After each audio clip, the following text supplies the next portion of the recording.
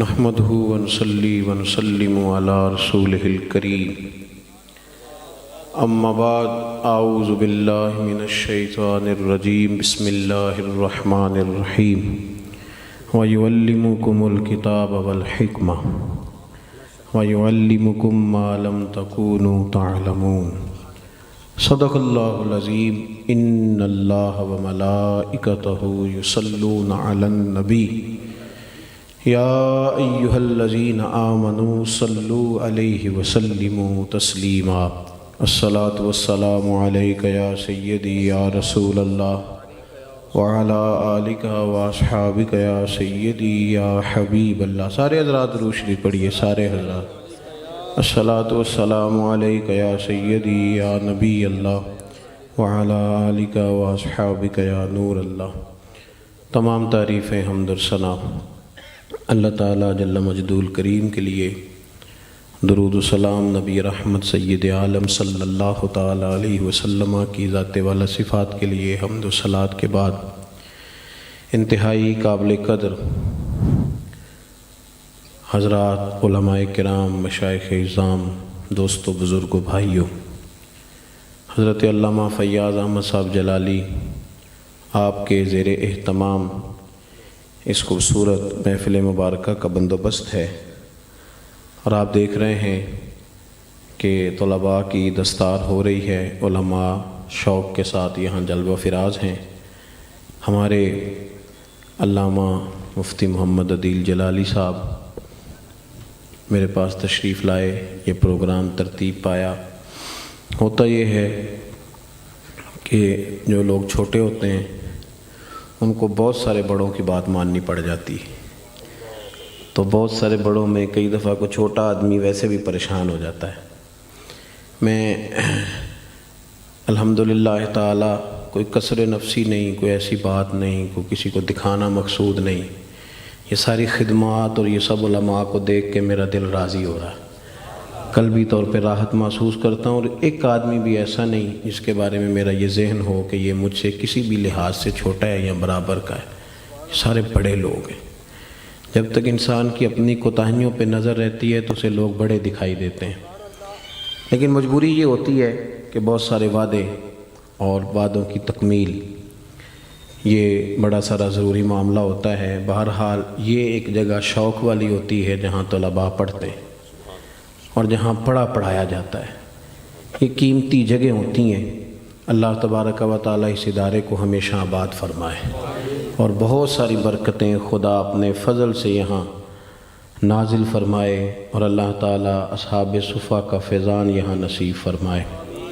نبی پاک صلی اللہ تعالیٰ علیہ وسلم نے جو دین ہمیں دیا ہے وہ شعوری دین ہے، وہ انسان کی فکری اور علمی پیاس بجھاتا ہے۔ ہمارے ہاں لوگوں کو علم سے دور کرنے کے لیے مست کیا جاتا ہے، وہ راگ رنگ میں مست کر دیا جائے، وہ نعروں میں مست کر دیا جائے، وہ اچھے ادیب اچھے جملوں میں مست کر دیں، وہ مست کر دیا جاتا ہے، اور پھر نتیجہ اس کا یہ نکلتا ہے کہ ملنگوں کا ٹولہ کہتا ہے کہ جو جس کو بھی پکارتا ہے وہ کسی نہ کسی رنگ میں اللہ کو ہی پکارتا ہے۔ سیاستدان ہندوؤں کی، سکھوں کی رسومات میں چلے جاتے ہیں، وہاں جا کر کے کہتے ہیں کہ روپ سارے اللہ کے ہی ہیں۔ اتنا بڑا ظلم کیا جاتا ہے نبی پاک صلی اللہ علیہ وسلم کے پیغام توحید کے ساتھ۔ ظالموں اگر سارے رنگ ہی اللہ کے تھے تو پھر محبوب نے لا الہ الا اللہ کی دعوت کے لیے اتنی محنت کیوں فرمائی؟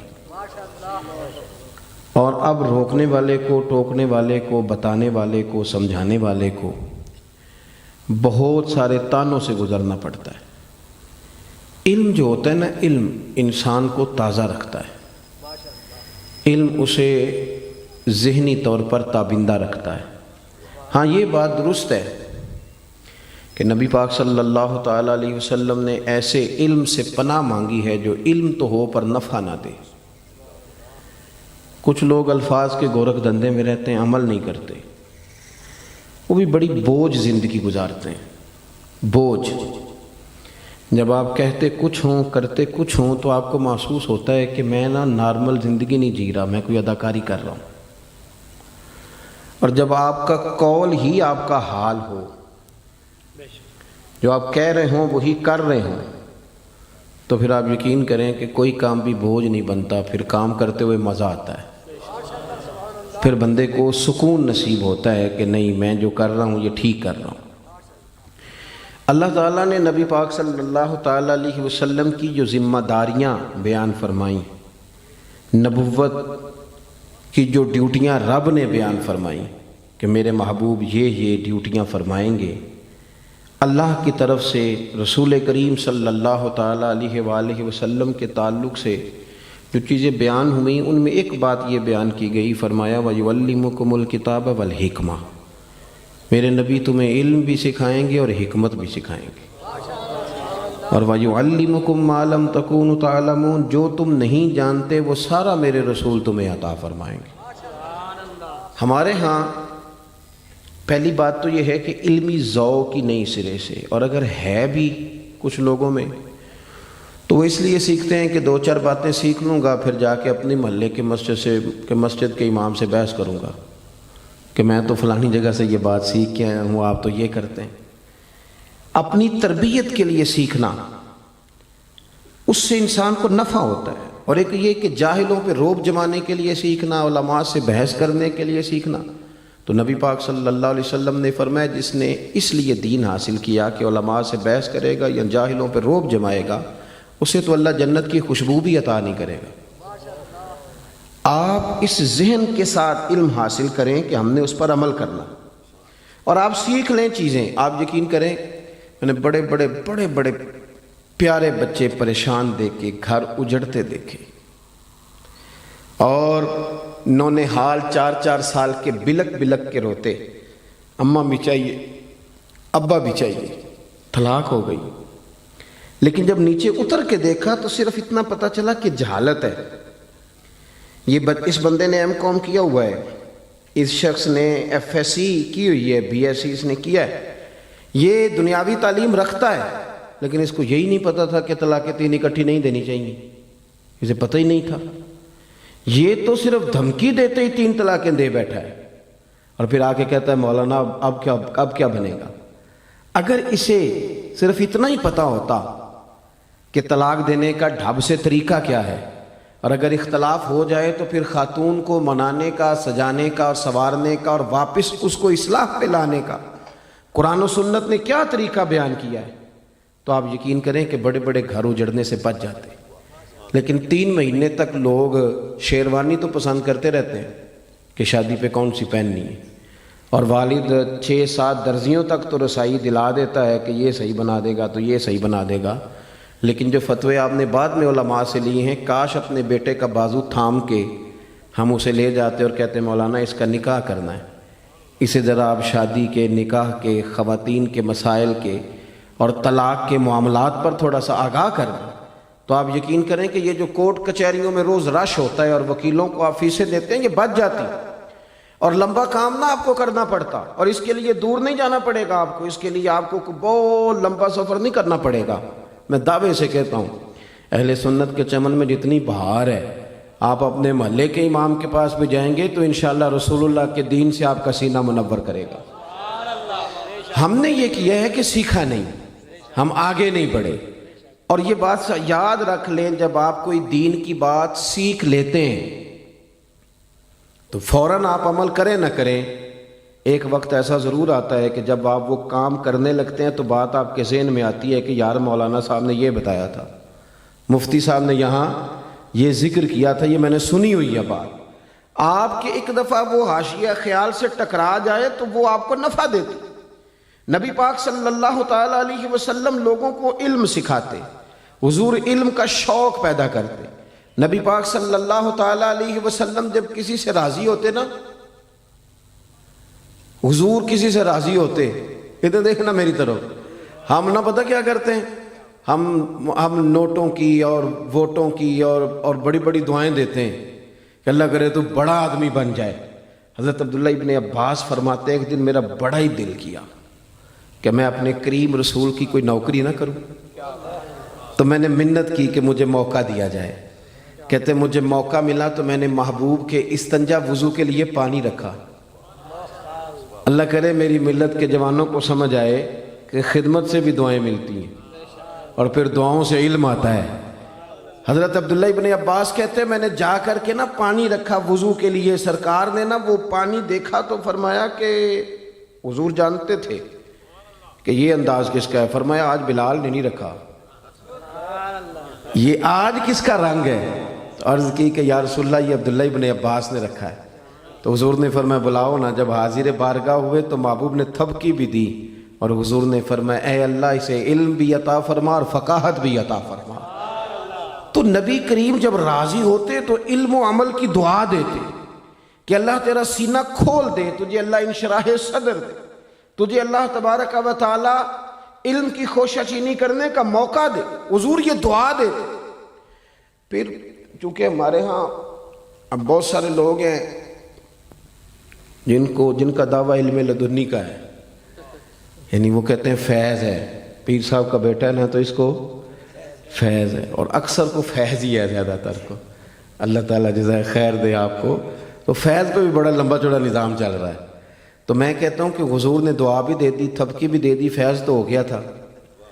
لیکن اعلیٰ حضرت بریلوی نے لکھا ہے کہ حضرت زید بن ثابت رضی اللہ تعالیٰ عنہ حدیث کے بڑے عالم تھے, بڑے حافظ تھے. جناب عبداللہ ابن عباس کو پتہ چلا کہ یہ نبی کریم علیہ السلام کی احادیث زیادہ جانتے ہیں.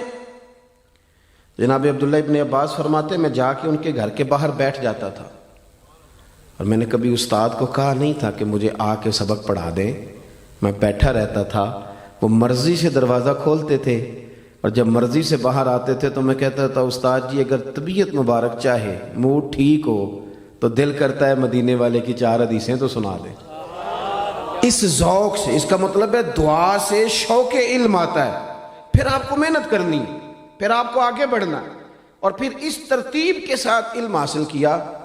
ہمارے ہاں نا اب کوئی نہیں قدر رہ گئی اساتذہ کی.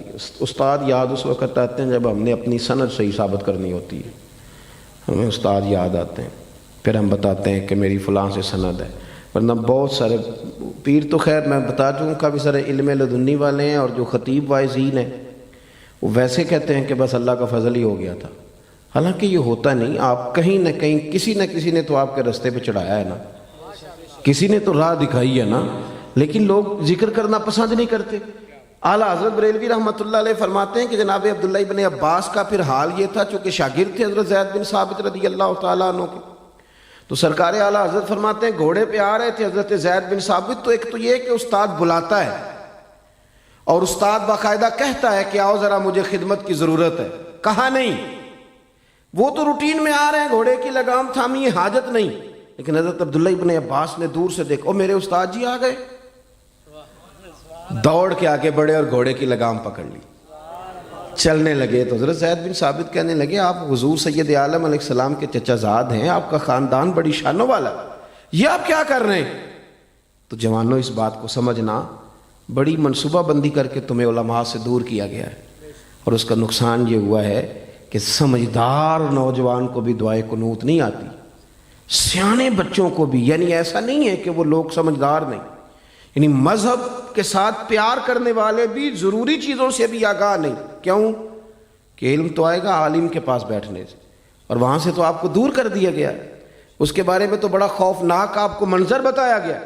حضرت زید بن ثابت رضی اللہ تعالیٰ انہوں نے لگام تھام لی گھوڑے کی, تو حضرت عبداللہ ابن عباس نے تھام لی. تو جناب زید بن ثابت کہنے لگے یہ آپ کیا کر رہے ہیں؟ تو جناب عبداللہ ابن عباس کا جملہ بڑا شاندار ہے.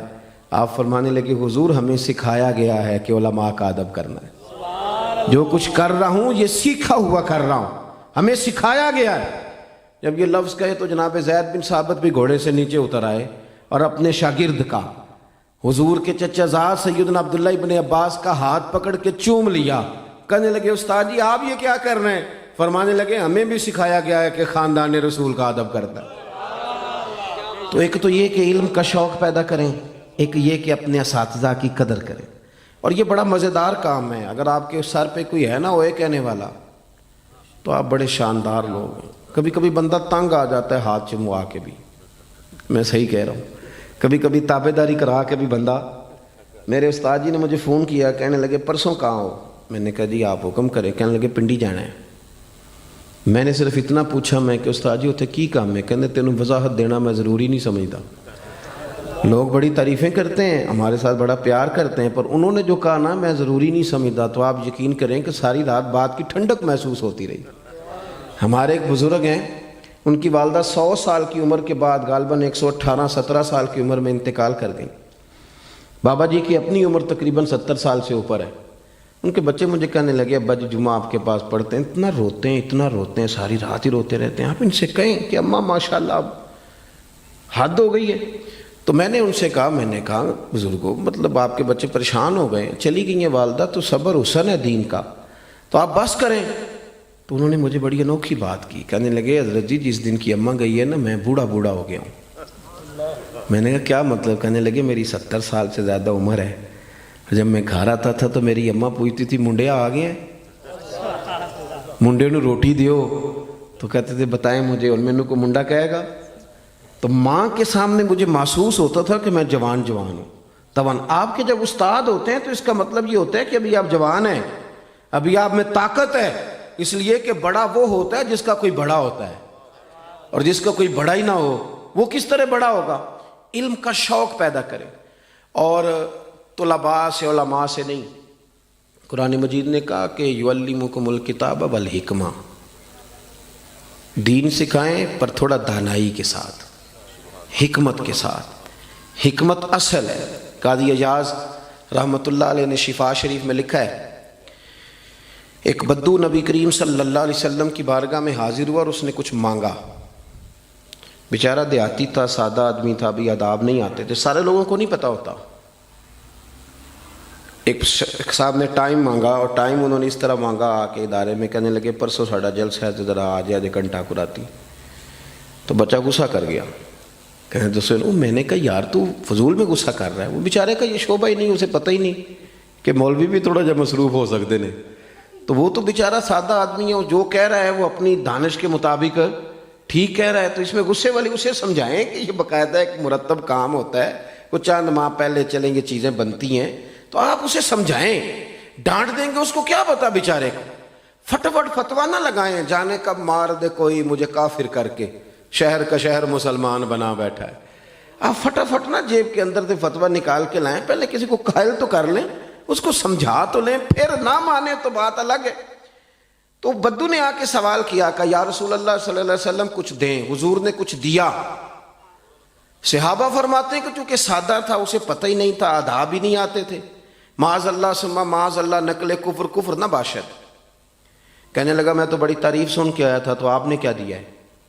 حضرت عمر نے تلوار نکال لی, فرمایا گردن اڑاؤں گا. حضور نے فرمایا عمر ذرا ٹھہر جا. سرکار گھر لے گئے, جتنا دیا تھا پھر ڈبل کر کے دیا, پھر تھوڑا اور دیا. فرمایا اب تیرا کیا حال ہے؟ کہنے لگا سونیا میں نے طوفان میں بھی ہوا اتنی تیز نہیں چلتی دیکھی جتنی آپ کی سخاوت تیز چلتی. کمال ہو گئی. حضور فرمایا یہ بات باہر جا کے بھی کہہ دو گے؟ پھر حکمت بھی بیان کی. اب بات سنیں گے تو دل ٹھنڈا ہو. یہ بات باہر جا کے کہہ دو گے اس لیے کہ جب تم نے کہا تھا نا نہیں دیتے تو صحابہ کو تکلیف ہوئی تھی. جب تم کہو گے نا بڑا دیتے ہیں تو غلاموں کے کلیجے ٹھنڈے ہو جائیں گے. کہہ دو گے؟ اس نے کہا جی کہہ دوں گا. باہر آیا اور آگے کہنے لگا کمال ہو گئی, دنیا میں نے بھی بڑی دیکھی ہے پر ایسی سخاوت کوئی نہیں دیکھی. یہ رنگ. اب اللہ کے رسول صلی اللہ علیہ وسلم فرمانے لگے عمر اگر تم اسے پہلے قتل کر دیتے جو اس نے کہا تھا تو یہ دوزخ میں جاتا, اور جو کچھ اب کہہ رہا ہے گویا اس عقیدے پہ جائے گا تو رب اسے جنت عطا کرے گا. اور حضور پھر ایک مثال دی. فرمایا میری اور تمہاری مثال اس آدمی کی طرح جس کی اونٹنی بھاگ گئی تھی, ناک سے نکیل نکل گئی تھی, لوگ دوڑے اسے پکڑنے کے لیے, کسی نے نیزہ مارا, کسی نے ڈنڈا مارا, زخمی ہو گئی پر قابو نہ آئی. اللہ کرے کہ یہ بات آپ کی سمجھ میں آئے. کریم محبوب فرماتے ہیں پھر اس کا اپنا مالک آ گیا. اس نے لوگوں سے کہا پیچھے ہٹو, تمہیں کیا پتا ہو. تھوڑا سا چارہ اٹھایا, زمین سے اونٹنی کو دکھایا, وہ دوڑی آئی, پشت پہ ہاتھ پھیرا, بغیر کسی کی مدد سے کے ناک میں نکیل ڈالی, پھر اونٹنی پہ سوار ہوا اور جاتی دفعہ کہنے لگا لوگو تم نے بڑی تکلیف دی ہے میرے جانور کو، یہ اونٹنی میری ہے، اسے سنبھالنے کا طریقہ بھی مجھے ہی آتا ہے۔ گویا حضور فرما رہے ہیں عمر یہ امت میری ہے، کس طرح کر کے انہیں خیر دینی ہے یہ طریقے بھی رب نے مجھے ہی عطا فرمائے۔ حکمت کے ساتھ جب آپ